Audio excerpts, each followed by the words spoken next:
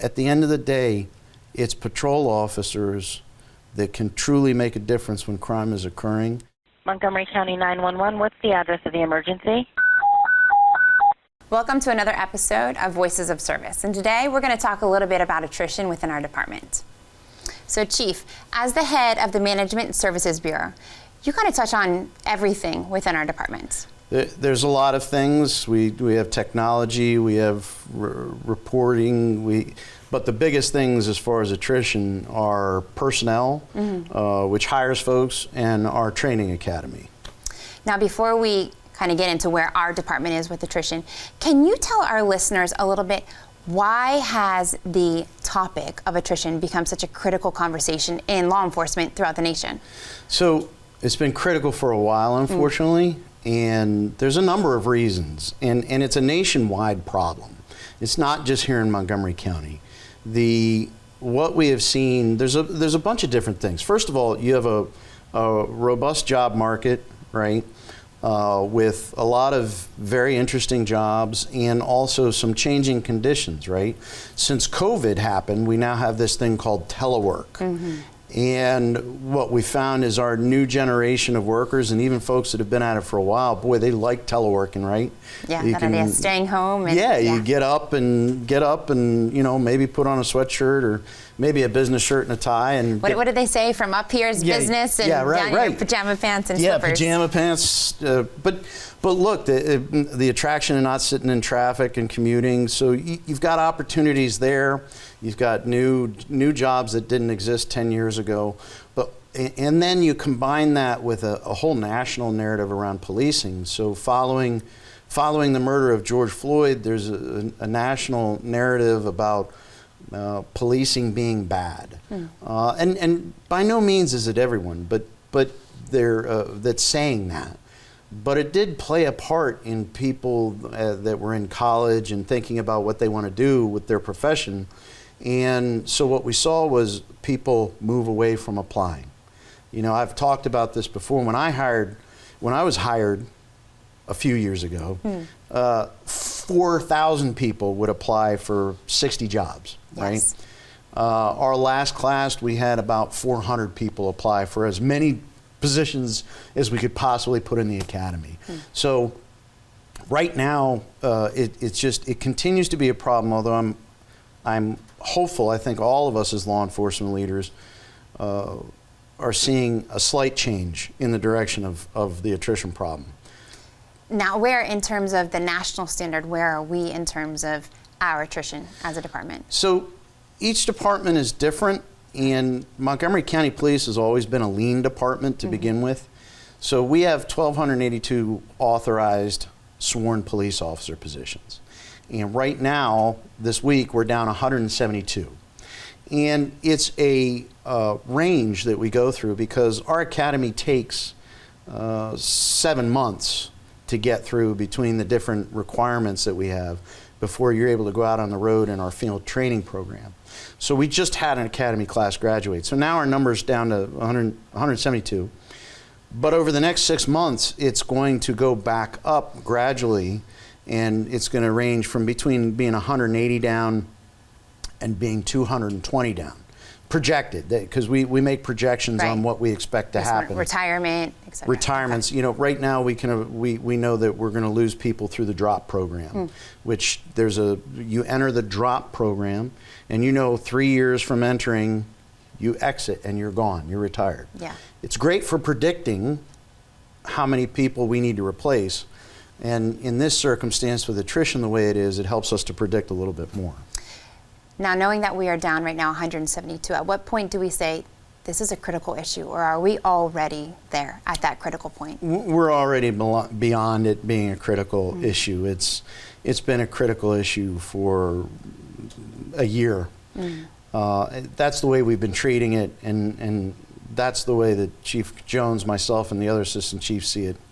It's a balancing act that we have, but again, for a lean department, 172 down, the only reason that we are getting by right now is off of the fantastic officers that we have here. We have officers working a lot of overtime.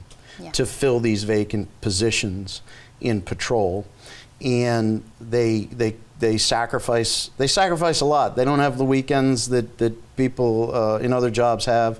They might have to work a 16-hour day to fill these things, and you know, granted, we have overtime pay, but that only goes so far. Right, they're doing it because they want to serve. They want to make sure our community is safe. Absolutely. Yeah. So what are some things that we're doing as a department to try to curb that attrition? So we're doing a little bit of everything, because what we have found over the last few years is there's no one answer to everything. I wish there was. It'd be really, really easy. But the first thing we did was we looked at our hiring process. We engaged with our county innovation team and took, they were literally strangers through our process, and they were also young folks with great minds, and they looked at it and said, okay, this is not efficient here, this doesn't appeal to us here, you need to consider changing this here. So they made a lot of recommendations. Okay, kind of streamline that process for us. Streamlined the whole thing, got rid of, combined some things that we used to do. We used to do fitness tests separate from the written test. Now we try and combine those things. The way that we engage with people, the different mediums we use to engage, everything they looked at, and we put in, and it made a slight difference. Okay, good. And then we've done some other things on top of that. The county executive and the FOP negotiated, the Fraternal Order of Police negotiated a new contract, and part of that contract was $20,000 bonus for new hires or lateral transfers. Because in the DC area, the DMV, actually across the country, everyone's offering, I heard someplace in California is offering like $75,000. Wow. Cost of living in, different. Hold on. Cost of living in California is entirely different. Right. That $75,000 is our $20,000. Yeah. So let's not, I don't want everyone getting, running to California. Running to California, right? But that has helped a little. It's gotten more people interested and in the door, and that's what we're looking for, the opportunity to engage these new candidates and show them why Montgomery County is so great, and get them in the process. So we keep working and finding new ways to get more people into the Montgomery County process to convince them that this is the place they want to be. And how is our recruitment going? I know we have a new kind of recruitment tool that we're leaning towards. Yeah, so one has been in the works for a while, which is a new recruiting application portal, and it comes from that innovation team, and it helps to do the background investigation easier. It's more intuitive, right? Okay. But the big thing we're excited about, and something we've never really engaged in, police across the country haven't engaged in it so much, is recruiting and hiring firm. So we're engaged with a company that all they do is police recruiting. And they have refined their processes.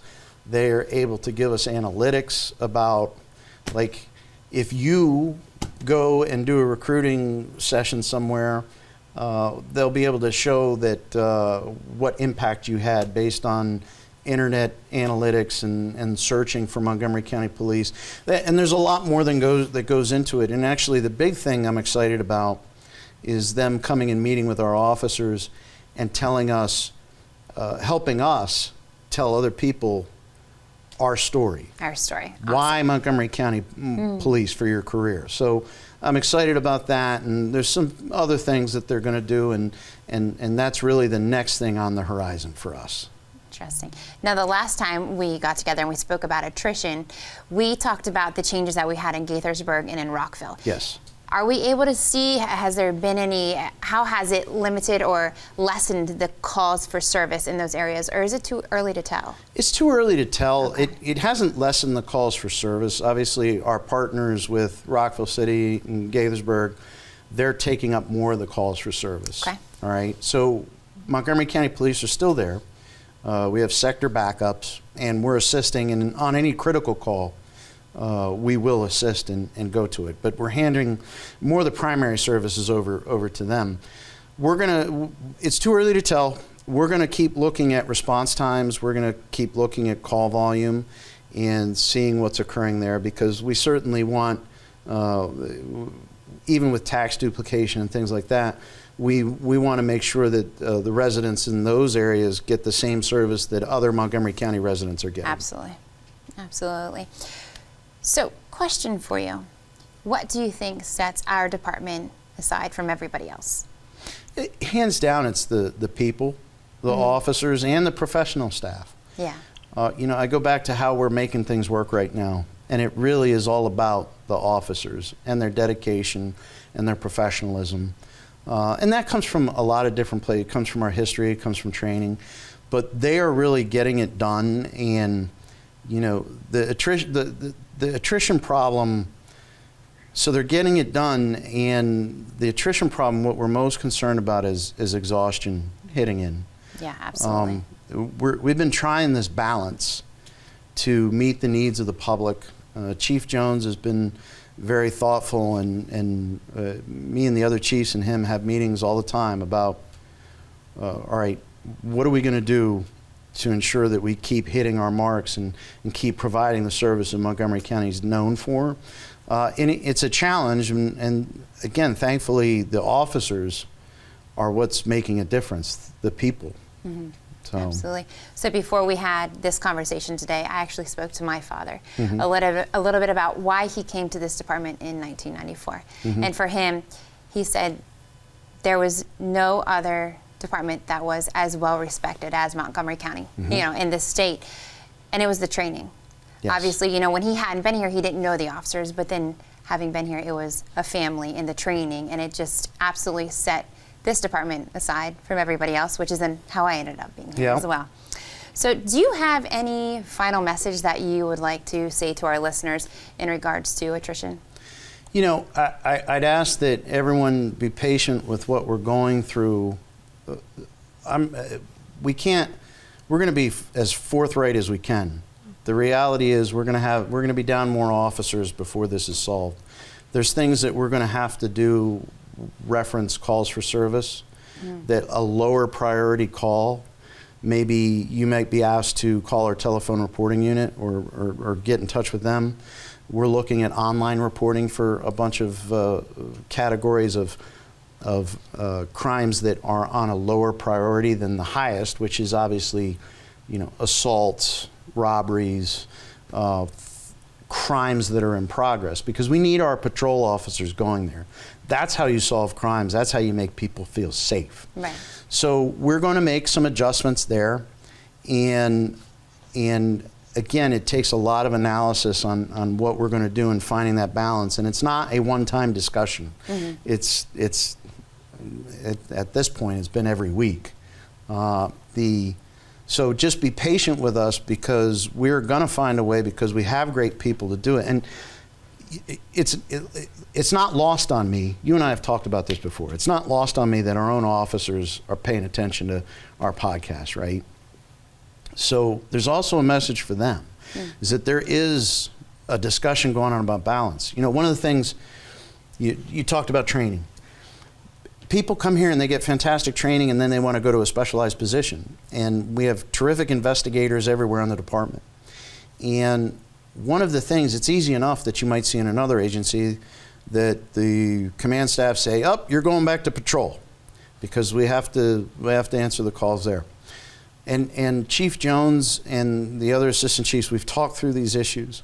We're trying to find a way to balance calls for service, balance follow-up investigations, and the expectation of our citizens in how we do investigations. And so far, we've been able to manage that. There's been some tough times, right? What we don't want to do is just start making arbitrary, y'all are going back to the road. We want to avoid that. We want to see if we can maintain where we have been and what we've been doing. But it's tough. Yeah. So, we're going to look harder at one of the big things, was it every Tuesday, position vacancy announcements come out. Because everyone, not everyone, we've got some brilliant people that have been patrol officers their entire career. But we got other people that want to do something different. Yeah.